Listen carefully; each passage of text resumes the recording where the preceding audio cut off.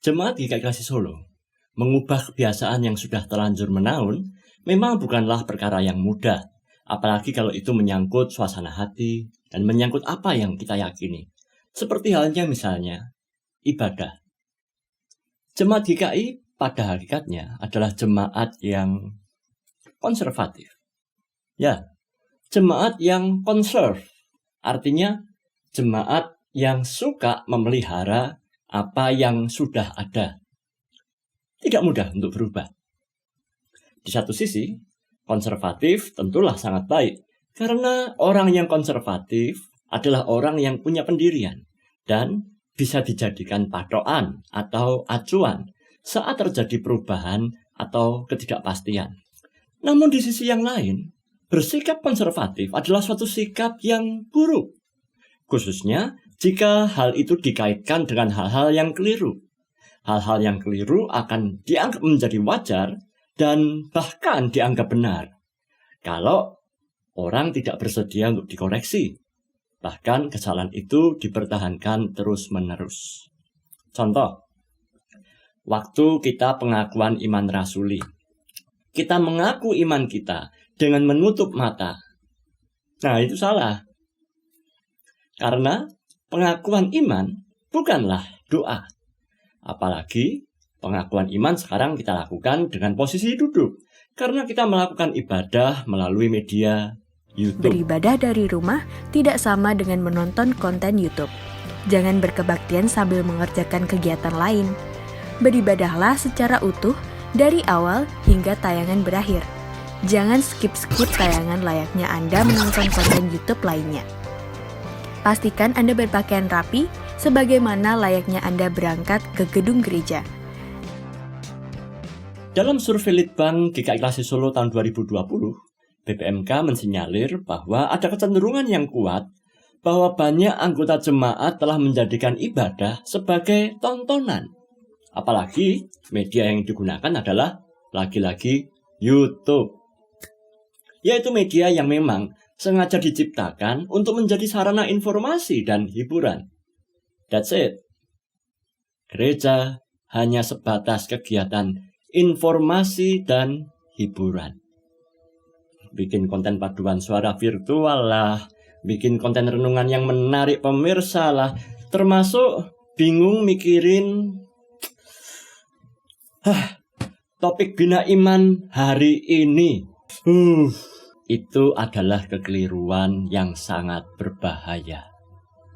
Gereja akhirnya berusaha untuk menyuguhkan tontonan yang menarik dan bersaing dengan industri perfilman karena kemajuan gereja sekarang dinilai dari kemauannya dan kemampuannya untuk memproduksi media digital. So, we don't need Holy Spirit, but Hollywood.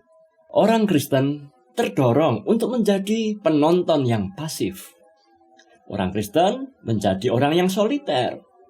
Maksudnya, orang yang secara fisik mungkin bersama-sama dengan anggota keluarga, namun secara emosional terpisah. Ibadah tapi bengong. Jangan hanya diam dan menonton tayangan saja. Berdoalah dengan segenap hati, sebab Bapamu yang di surga tahu dan pasti membalas tiap doamu. Ya, lagi-lagi ini bukan salah YouTube, tapi bagaimana kita menyikapi firman Tuhan yang kita lihat dari media ini. Yang ketiga, gereja menjadi gereja dengan budaya yang konsumtif. Saya tertarik, saya engage, saya terikat dengan gereja yang memberikan hiburan rohani bagi saya, yang menguntungkan saya, yang bisa melayani kebutuhan saya. Maka gereja ada dalam kendali saya. Padahal Injil menciptakan dunia yang sebaliknya. Kristus hadir di dunia dalam rupa manusia untuk meraih yang tak terjangkau, untuk melayani, menyapa, dan menyambut manusia yang berdosa. Ada sebuah perjumpaan persekutuan di dalamnya. Maka sabda firman hari ini melalui Ibrani pasal 10 ayat 23 hingga 25 berkata, "Marilah kita teguh berpegang pada pengakuan tentang pengharapan kita. Sebab Ia yang menjanjikannya setia. Marilah kita saling memperhatikan supaya kita saling mendorong dalam kasih, dalam pekerjaan yang baik. Janganlah kita menjauhkan diri dari pertemuan-pertemuan ibadah kita seperti yang biasa dilakukan oleh beberapa orang. Tetapi marilah kita saling menasihati dan semakin giat melakukannya menjelang hari Tuhan yang mendekat. Menjauh dari ibadah secara ekstrim mungkin berarti kita tidak lagi datang ke gedung gereja pada hari Minggu atau menolak bertemu dengan saudara seiman dalam persekutuan. Namun dalam bentuk yang lebih sederhana, yang lebih berbahaya justru adalah ketika kita datang hanya saat kita mau mendengarkan khotbah saja. Kita skip ibadah melalui YouTube dan sesudahnya kita lupa apa yang tadi kita bahas dalam firman Tuhan hari ini. Kita lupa apa yang sudah kita dengarkan melalui Bina Iman pagi ini. Kita mungkin datang ke gedung ibadah, tapi kita nggak berpikir dan nggak tahu siapa yang ada di sebelah kita, di belakang kita, di depan kita. Dan dengan demikian, gereja juga abai pada pergumulan masyarakat sekitar kita. Nah, saudara-saudara sekalian, rasanya inilah saat di mana kita perlu bergerak dan berubah. Sukar sekali membentuk dan membina sebuah persekutuan dalam ibadah yang sudah terlanjur mager dan sekarang sudah tidak saling kenal satu dengan yang lain.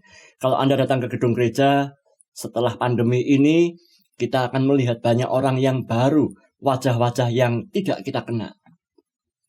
Pada Bina Iman pagi ini, saya menantang Anda untuk yang pertama, mengubah ibadah yang diwarnai dengan budaya visual menjadi ibadah yang mampu mengekspresikan firman dalam kehidupan bersama.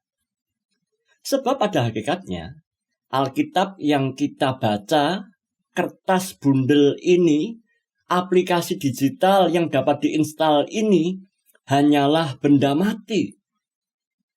Alkitab akan menjadi firman kehidupan tatkala apa yang kita baca, YouTube yang kita dengarkan hari ini, kita lakukan dalam kehidupan setelah renungan ini berakhir. Setelah ibadah hari Minggu, kita usai dan kembali bekerja. Disitulah firman itu menjadi nyata. Yang kedua, mengubah budaya gereja hiburan, gereja entertainment, menjadi sebuah ibadah yang punya dialog, punya persekutuan, punya percakapan, yaitu mempercakapkan firman yang hari ini kita baca dan mengkorelasikan atau menghubungkan dengan realita sehari-hari. Disitulah poin 1 tadi, firman itu akan hidup dalam kehidupan Anda. Jadi, mengubah budaya yang sekadar nonton menjadi budaya beraksi. Yang ketiga, mengubah budaya konsumtif menjadi budaya proaktif. Sebagai sebuah gereja, sudah saatnya kita tidak lagi berkata, apa yang bisa kudapatkan dari gerejaku, apa yang bisa kudapatkan dari renungan harian hari ini. Tetapi berpikirlah apa yang bisa kulakukan setelah renungan harian ini. Mari kita mulai.